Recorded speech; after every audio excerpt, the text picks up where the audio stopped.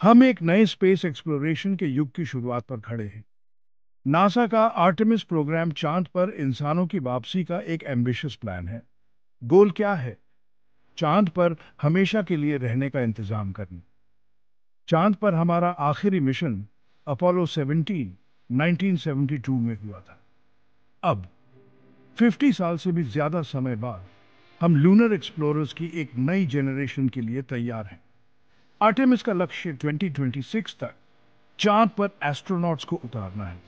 ये मिशन ब्रह्मांड को समझने की हमारी नॉलेज में एक बहुत बड़ा कदम है। चांद के पास हमारे सोलर सिस्टम के शुरुआती दिनों के राज छुपे हैं, ऐसे राज जिन्हें आर्टेमिस हमें खोजने में मदद करेगा। 1972 एक युग का अंत था। अपोलो 17 चांद पर इंसानों का आखिरी मिशन अपने पीछे वैज्ञानिक खोजों की एक विरासत छोड़ गया। लेकिन जैसे ही लूनर मॉड्यूल ऊपर गया, इसने एक गहरी खामोशी भी पीछे छोड़ दी। 50 साल से भी ज्यादा समय से किसी इंसान ने चांद की धूल पर अपने कदम नहीं रखे हैं। अपोलो मिशंस के टेक्नोलॉजिकल चमत्कार के बाद स्पेस एक्सप्लोरेशन में एक तरह की सुस्ती आ गई, लेकिन वापस जाने का सपना कभी खत्म नहीं हुआ। आर्टेमिस प्रोग्राम एक्सप्लोरेशन की हमारी कभी न खत्म होने वाली भावना का प्रतीक है।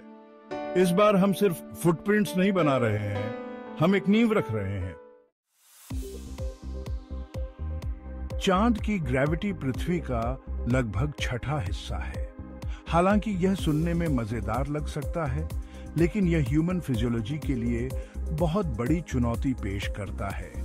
पिछले लूनर मिशंस पर एस्ट्रोनॉट्स ने मसल एट्रोफी और बोन लॉस का अनुभव किया।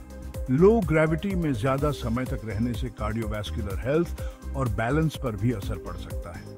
ये चांद पर इंसानों की स्थायी उपस्थिति के हमारे लक्ष्य के लिए हर्डल्स हैं। कल्पना कीजिए कि ऐसे एनवायरनमेंट में हैबिटेट बनाना या एक्सपेरिमेंट्स करना कितना मुश्किल होगा। रोज के काम भी ज्यादा मुश्किल हो जाते हैं। यहीं पर टेक्नोलॉजिकल इनोवेशन काम आता है। ऐसी ही एक ब्रेक थ्रू MIT के प्रतिभाशाली दिमागों ने की है, सुपर लिम्स।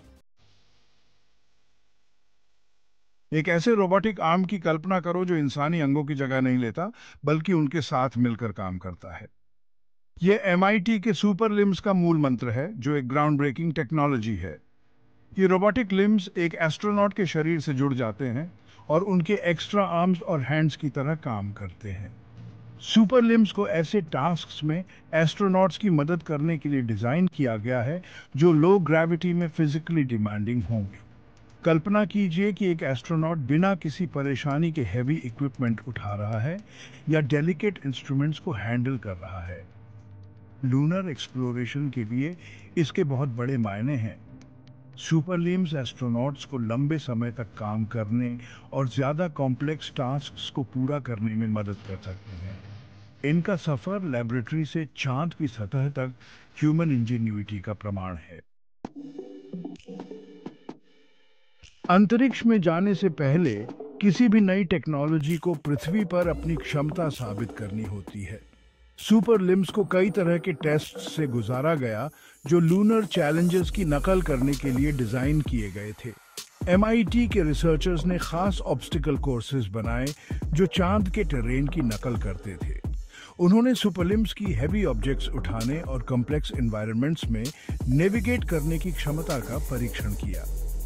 सुपरलिम्स ने शानदार प्रदर्शन किया, जिससे एस्ट्रोनॉट कैपेबिलिटीज को बढ़ाने की उनकी क्षमता का पता चला। इन टेस्ट्स ने सुपरलिम्स की कैपेबिलिटीज को मान्यता दी और रोबोटिक्स की महत्वपूर्ण भूमिका को उजागर किया।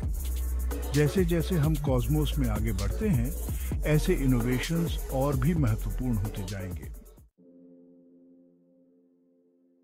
आर्टेमिस प्रोग्राम ह्यूमन हिस्ट्री में एक महत्वपूर्ण मोड़ है। हम किसी दूसरे सेलेस्टियल बॉडी पर अपनी स्थायी उपस्थिति स्थापित करने की कगार पर हैं। चुनौतियां तो हैं, लेकिन संभावित रिवॉर्ड्स बहुत बड़े हैं। चांद साइंटिफिक डिस्कवरी और टेक्नोलॉजिकल एडवांसमेंट के लिए एक अनोखा प्लेटफॉर्म प्रदान करता है। ये मार्स और उसके आगे जाने के लिए एक पहला पड़ाव है। MIT के सुपर लिम्स जैसी तकनीकें इस प्रयास की भावना को दर्शाती हैं। लूनर एक्सप्लोरेशन का भविष्य उज्जवल है, जो हमारी कभी न खत्म होने वाली जिज्ञासा से प्रेरित है। चांद इंतजार कर रहा है, और हम उसकी पुकार का जवाब देने के लिए तैयार हैं।